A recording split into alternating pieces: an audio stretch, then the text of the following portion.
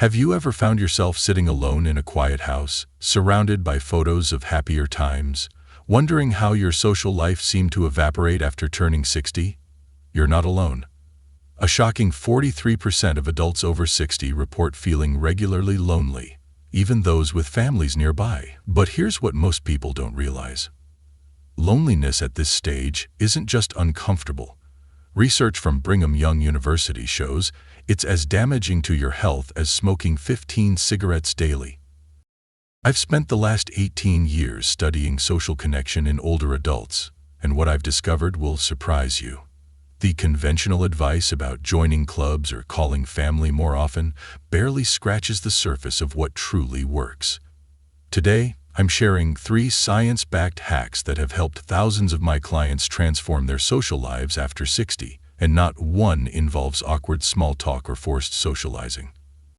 By the end of this video, you'll understand why traditional advice fails and exactly what to do instead. These strategies work, even if you're naturally shy, living in a new community, or dealing with health limitations. The transformation can begin as soon as tomorrow morning. But first, we need to understand what's really happening when we feel lonely after 60. Most people assume it's simply about missing people who've moved away or passed on. The truth is much more interesting, and knowing it changes everything. When we reach our 60s, our brains undergo a subtle shift in social processing. Northwestern University researchers discovered that after 60, our brains become more sensitive to emotional authenticity in relationships. In other words, you're not imagining it. Your tolerance for superficial connections really does decrease with age. Your brain is actually pushing you toward deeper, more meaningful relationships. This explains why forced socializing or random activities often leave you feeling even lonelier than before. Your brain isn't craving just any social contact. It's specifically hungry for authentic connection. The 3 hacks I'm about to share work with this natural brain change rather than fighting against it. That's why they're so effective when everything else fails. The first hack, one that completely transformed my client Eleanor's life after she moved to a new city at 67, following her husband's passing. Most advice about loneliness tells you to focus on activities. Join a club, take a class, volunteer. But here's the problem. Activities alone don't build connection. What builds authentic relationships isn't shared activities, but shared identity. When Eleanor moved to Phoenix, she joined 3 different community groups, but still felt like an outsider months later. Everyone was friendly, but conversations stayed superficial.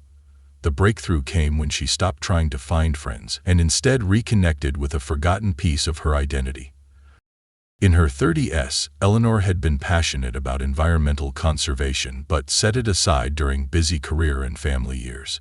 When she joined a local river cleanup project, something remarkable happened. She wasn't just doing an activity, she was expressing a core part of her identity. Within weeks, she had formed deeper connections than in months of generic socializing. The science behind this is fascinating. Research from the University of Kansas shows that relationships forming around identity markers are 4.7 times more likely to develop into meaningful friendships than those based solely on proximity or convenience. This effect becomes even stronger after 60. Here's how to apply the identity bridge technique in your own life. First, reflect on your life journey and identify 3 identity elements that have been important to you over the years.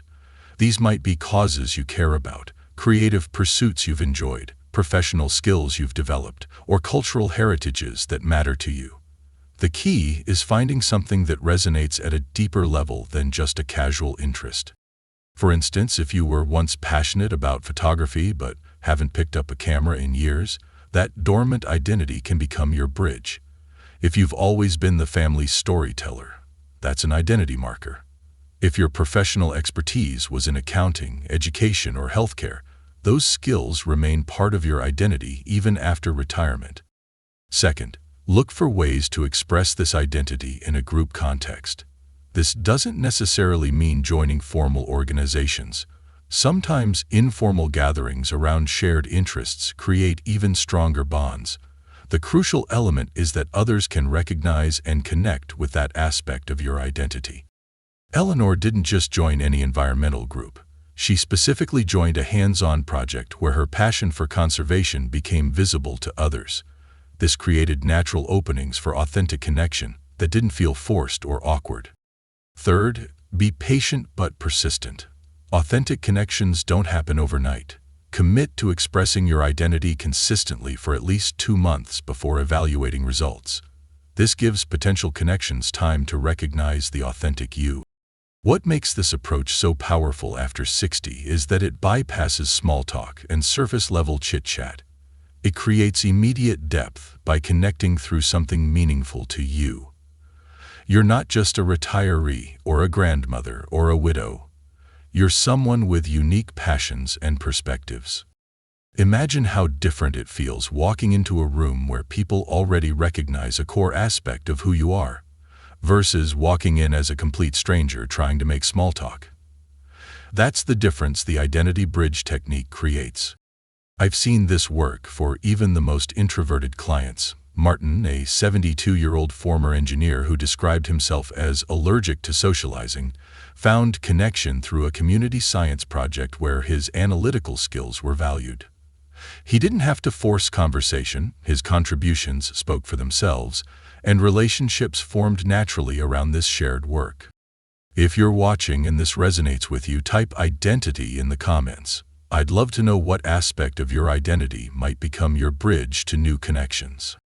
Let's move on to the second hack, which addresses a major obstacle many of my clients face: the vulnerability barrier.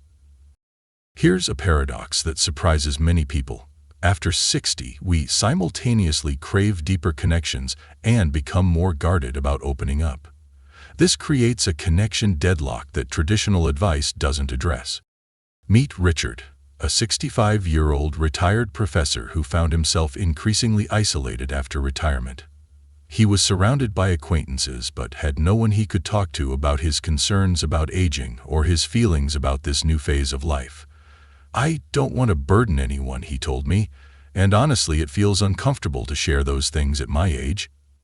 This protective instinct is completely natural.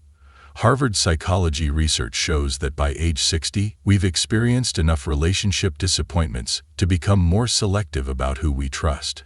But this cautiousness comes with a price. Without vulnerability, authentic connection is impossible.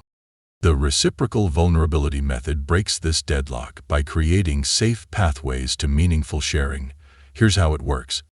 First, understand that vulnerability doesn't mean oversharing or emotional dumping. It means strategically revealing authentic thoughts and feelings in appropriate contexts. The goal is connection, not therapy. Start with what psychologists call progressive disclosure, sharing moderately personal information in conversation and noticing how others respond. This might be mentioning a challenge you're facing with a home repair project, a book that moved you emotionally, or a minor health concern you're navigating. Pay attention to how the other person responds. Do they match your disclosure level with something similarly personal? Do they show genuine interest? Or do they change the subject or respond with platitudes?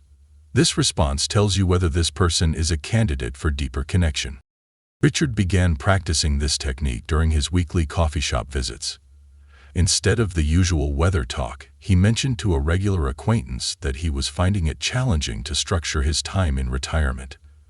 This moderate disclosure opened the door to discovering that his acquaintance was struggling with similar issues. Their conversation naturally deepened, and a real friendship began to form. The second step is to create vulnerability invitations, questions or comments that give others permission to share more authentically with you. These aren't intrusive personal questions, but thoughtful openings that signal you're interested in more than surface conversation. Instead of asking, "How are you?" which almost always gets the response, "Fine," try, "What's been on your mind lately?" or "What's been challenging for you this week?" or even, "Have you been surprised by anything recently?" When Richard began using these questions instead of generic small talk, he was amazed at how quickly conversations deepened. People seemed almost relieved to be asked something more meaningful. The final step is what I call circle back connection. following up on previously shared information to show you were truly listening and care. If someone mentioned a doctor's appointment, ask how it went. If they shared a concern about a family member, check in about the situation later. This demonstrates that sharing with you is worthwhile because you genuinely care, which encourages further authentic exchange. It creates a positive vulnerability cycle that gradually builds trust. What makes this technique particularly effective after 60 is that it respects the natural caution we've developed while still creating pathways to the deeper connection we crave. It's not about forcing intimacy, but about strategically removing barriers. The results can be transformative. Within 3 months of practicing this method, Richard had developed 2 genuine friendships that have now lasted years. "These are the most honest relationships I've had in decades," he told me. "I finally feel seen for who I really am at this stage of life." If you're trying these techniques, I'd love to hear your experience. Comment below with vulnerability if you're planning to try this hack, and let me know how it goes. Let's talk about the third hack, possibly the most counterintuitive but powerful of all. When we feel lonely, our natural instinct is to focus on what we're missing and what we need. But research from the University of California shows that for adults over 60, the most reliable path to meaningful connection is actually through giving rather than receiving. This is the story of Marjorie, a 71-year-old who moved to be closer to her daughter's family, but found herself feeling increasingly isolated and in the way despite the proximity. She had tried joining the local senior center and church groups, but still felt disconnected and unneeded. Everything changed when Marjorie shifted from seeking connection to creating connection for others. She started a simple neighborhood initiative, a weekly porch chat, where she served lemonade and invited neighbors to stop by. Her initial goal wasn't even her own social fulfillment, but addressing the isolation she noticed in several elderly neighbors on her street. What happened next surprised her. Not only did neighbors begin to attend, but Marjorie found herself at the center of a growing community web. By creating connection opportunities for others, she had inadvertently created the deepest connections for herself. The connection through contribution framework works because it activates 3 powerful psychological principles. First, it places you in the giver position rather than the receiver position. Research from the University of Michigan shows that adults over 60 who perceive themselves as givers rather than receivers experience significantly less loneliness, even with the same amount of social contact. This perception shift changes how we approach and experience relationships. Second, it activates your sense of purpose by focusing on others' needs rather than your own. A landmark study from Rush University Medical Center found that having a strong sense of purpose reduced loneliness by 33% among older adults, regardless of how many social contacts they had. Third, it creates natural, low-pressure opportunities for connection. When you're providing something valuable to others, relationships form organically, without the awkwardness of trying to make friends. Here's how to implement this framework in your own life. Begin by identifying a need you can fill in your community, however small. This might be organizing a book exchange, starting a walking group, teaching a skill you've mastered, or simply creating a regular gathering space like Marjorie's porch chats. The key is that it must genuinely serve others rather than being primarily about meeting your own social needs. Start small and be consistent. A modest initiative that happens reliably builds more connection than an ambitious project that's difficult to sustain. Marjorie's porch chats were extremely simple, just lemonade and chairs, but they happened every Wednesday without fail. Create structures that naturally facilitate interaction. The best contribution initiatives don't just gather people, but give them ways to meaningfully engage with each other. For example, Marjorie eventually added a neighborhood news and needs component to her porch chats, where people could share information or request help with small tasks. Finally, be patient with the process. The connection through contribution framework often works indirectly. You may not immediately feel less lonely, but as you continue contributing, authentic connections will gradually form around your shared purpose.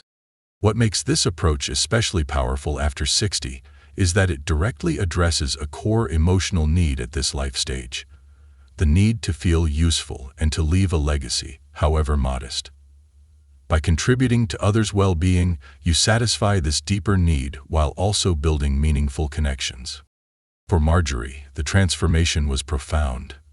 "I went from feeling like an old woman that no one needed to feeling like the heart of my neighborhood," she told me. "And the friendships that formed are real. They're not based on pity or obligation, but on genuine appreciation and shared purpose." If this approach speaks to you, comment contribution below and share any ideas you have for how you might implement this in your own community. I'd love to hear your thoughts and help refine your approach. Let's talk about how these 3 hacks work together to create a comprehensive approach to conquering loneliness after 60. The identity bridge technique helps you connect authentically based on who you truly are, rather than superficial common ground. The reciprocal vulnerability method gives you tools to gradually deepen connections beyond pleasant but ultimately unsatisfying small talk. And the connection through contribution framework positions you as a creator of community rather than just a seeker of it. Together, these approaches address the 3 major barriers to connection after 60. 1. The authenticity barrier. The increased need for meaningful rather than superficial connection. 2. The vulnerability barrier. The tension between craving depth and being protective of our inner lives. 3. The purpose barrier. The need to feel valued and needed rather than just included. When implemented consistently, these hacks don't just reduce loneliness. They can transform your entire experience of this life stage. I've seen these approaches work for clients dealing with all kinds of circumstances: those who've moved to new communities, those who've lost partners, those with health limitations, and those who describe themselves as naturally shy or not a joiner. The key is understanding that loneliness after 60 isn't a character flaw or an inevitable part of aging. It's a specific challenge that requires specific solutions aligned with the psychological realities of this life stage. If you've stayed with me this far, I want to thank you. Addressing loneliness takes courage, and the fact that you're seeking solutions shows remarkable strength. Remember that connection is not a luxury. It's a fundamental human need, as essential as proper nutrition or exercise. The journey from loneliness to connection isn't always quick or straightforward. You may try approaches that don't immediately yield results, but I encourage you to be patient with the process and with yourself. Each small step toward authentic connection matters, even when progress feels slow. If you found this information valuable, please like this video and subscribe to my channel for more evidence-based strategies for thriving in the second half of life. I share new insights every week based on the latest research and the experiences of my clients. And I'd love to hear from you in the comments. Which of these 3 hacks resonates most strongly with you? Or do you have questions about implementing them in your specific situation? I read every comment and do my best to respond. Remember, it's never too late to create a rich, connected life. The very qualities that develop with age, wisdom, authenticity, and perspective, make you incredibly valuable in relationships. The right approaches simply help others recognize and connect with these qualities. Thank you for watching, and I look forward to hearing about your connection journey.